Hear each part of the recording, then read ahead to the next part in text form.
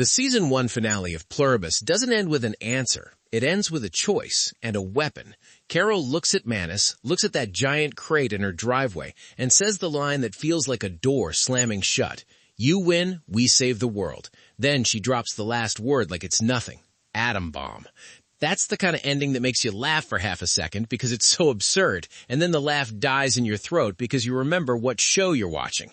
This isn't a superhero story where a nuke is just a bigger punch. In Pluribus, the scariest thing has never been explosions. It's been tenderness. It's been the way the hive smiles while it takes pieces of you.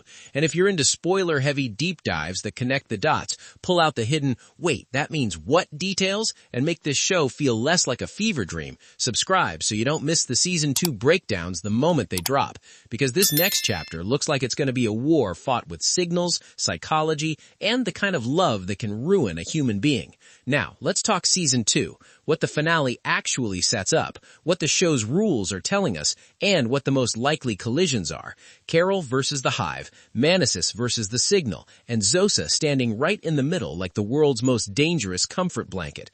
Because the finale quietly plants 3 ticking clocks at the same time.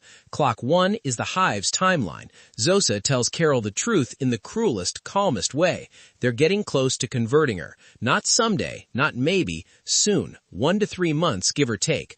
Clock 2 is Manus's discovery. He isn't just screaming at people because he's unhinged. Even though, yeah, he's kind of unhinged, he's chasing a crack in the system, a frequency 8613.0 kilohertz that seems to behave like the glue holding billions of minds together.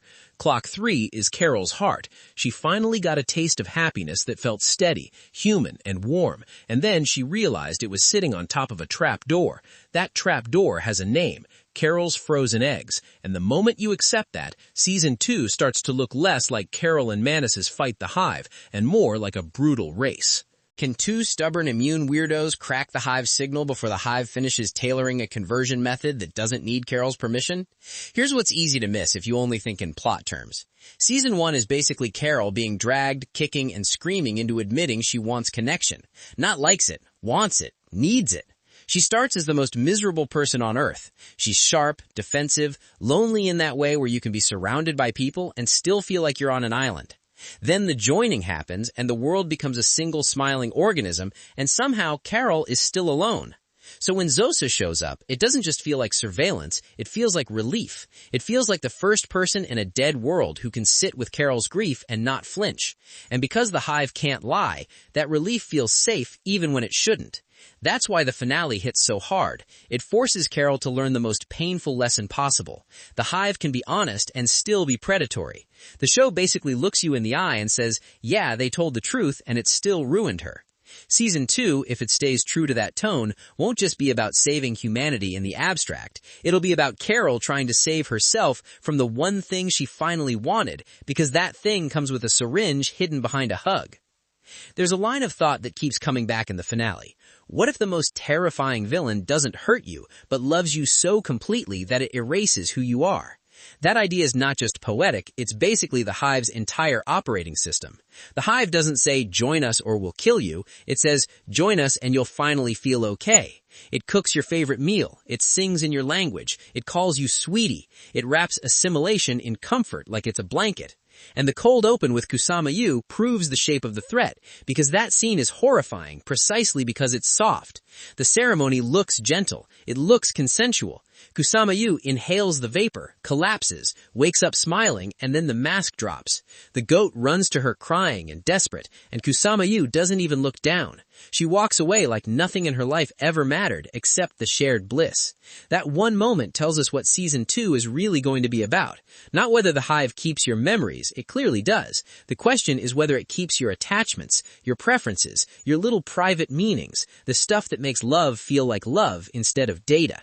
So one big Season 2 theory that feels almost unavoidable is this. The easiest way to force that disconnect is emotional disruption, fear, pain, anger, because we've seen that spike seizures. But seizures kill people, A lot of people. So the Season 2 problem becomes, how do you break the signal without committing genocide? That's where the science the finale hints at start to matter, even if the show explains them in a simple way later. Standing waves, interference cancellation. The basic idea is easy. If the hive is a song playing on one station, you might be able to cancel it by playing the same song in reverse, an anti-song that wipes it out. That's the kind of thing Manus is clearly studying at the end. Fields, loops, waves, like he's trying to build a tool that can fight a mind with physics.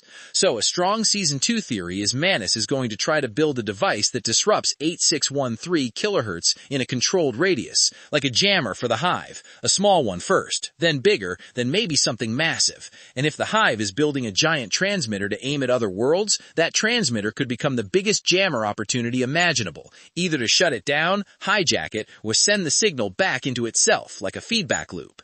Zos's timeline is the scariest part of the finale because it changes the whole game. Carol thought consent protected her. She thought the hive couldn't get her stem cells without hurting her. And because the hive is allergic to pain in a very literal way, that gave her a kind of shield. Then the show reminds you about 2011, the motion sensor, the egg freezing, the intimacy of Helen watching Carol's drinking, and you realize the show wasn't doing character backstory. It was planting a weapon. The hive has the eggs. Eggs don't feel pain. Eggs don't scream. Eggs don't trigger a seizure cascade. So the hive can say hand on heart, we didn't hurt you, while still removing Carol's last line of defense, her ability to refuse.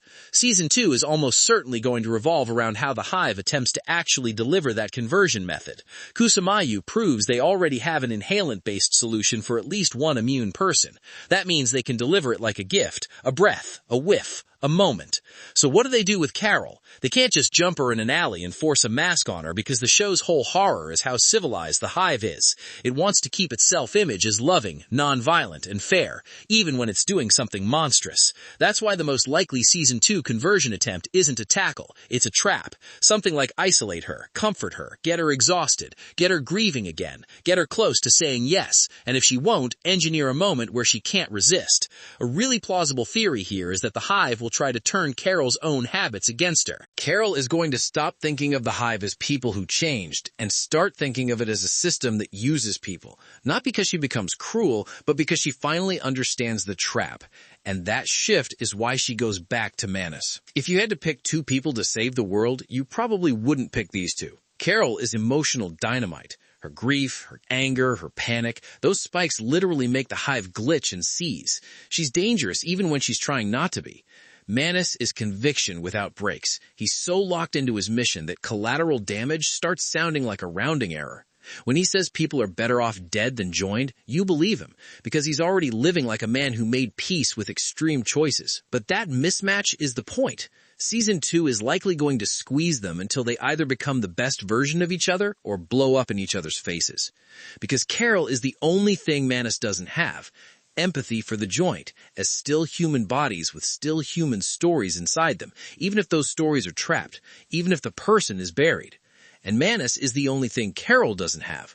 Focus, a direction that doesn't get seduced by comfort. So here's a very grounded Season 2 prediction. Most of the season will be them trying to build a shared plan while constantly arguing about what saving even means. And every time they get close to progress, the hive will apply pressure in the one way that always works on Carol. Zosa, Manus's most important contribution isn't his rage, it's his obsession with the frequency. The finale makes it clear he's not just listening to random radio static. He's tracking a repeating channel, 8613.0 kilohertz, and watching how it behaves when the hive goes into those seizure disconnect states. So the cleanest Season 2 theory is this. The hive mind isn't held together only by the RNA infection. The infection is the hardware, the biological change that makes humans compatible with the network. But the software might be the signal, something that synchronizes all those minds into one shared consciousness. If that's true, then Manus's experiment with Rick wasn't random cruelty. It was him trying to force a moment where the software flickers and then reach the person underneath. That's why the scene feels less like science and more like an exorcism. He's leaning in, whispering, "Come back," like he's trying to call a soul through a wall. Season 2 in that frame becomes a war over signal control. Not can they kill the hive, but can they interrupt it? Not can they blow it up, but can they desynchronize it long enough to free people? And the cruel twist is obvious.